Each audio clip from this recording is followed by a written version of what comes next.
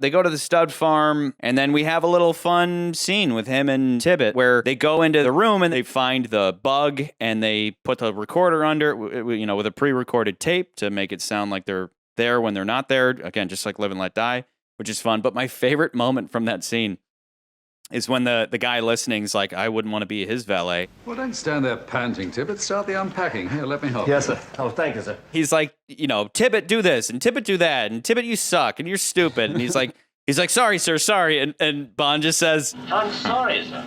Don't be so damned obsequious. Which all that means is like, quit kissing my ass as he's like berating him. Then he's like, sorry, sir. He's like, quit accepting my berating. It's just so perfect and hilarious. But anyway, and then right after that is where Stacy comes into play. Which should certainly bear closer inspection.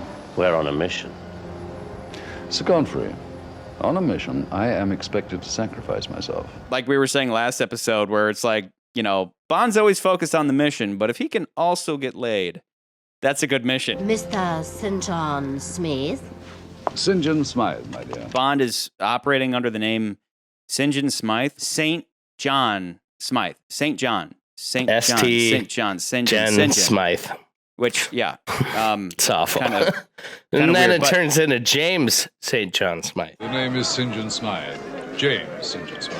Yeah, and part of that is that Bond is always doing that. Bond is provided with a cover, and then he always ends up just saying that his name's James Bond anyway. And what that goes to show is what I was talking about again. What I was talking about last time is that I like when Bond is a provocateur. He goes somewhere, and even if he's supposed to have a cover, he still blows his cover because what he likes to do is to say things to somebody and see if they react. What about fishing? Fly casting. He wants to blow his cover in a way that, like, he doesn't totally blow it, but he rides that line to where he wants to get a reaction out of Zorin because that would confirm his suspicions. I will say, though, that polarized glasses are probably the worst fucking gadget ever. Ever. There's a camera lens that you can use that basically just gets rid of glare off windows so you don't see it in the shot. Polarized filter.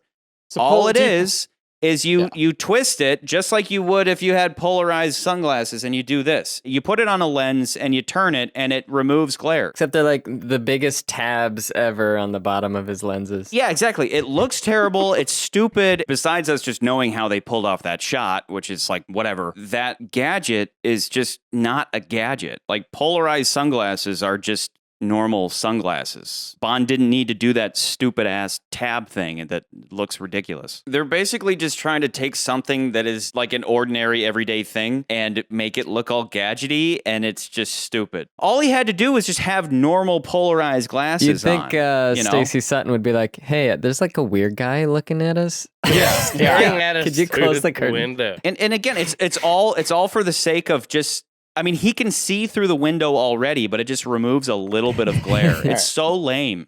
So there's two things you were mentioning.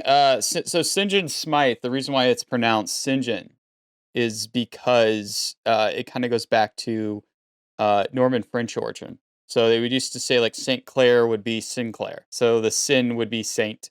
So that's why there was St. John Smythe instead of St. John.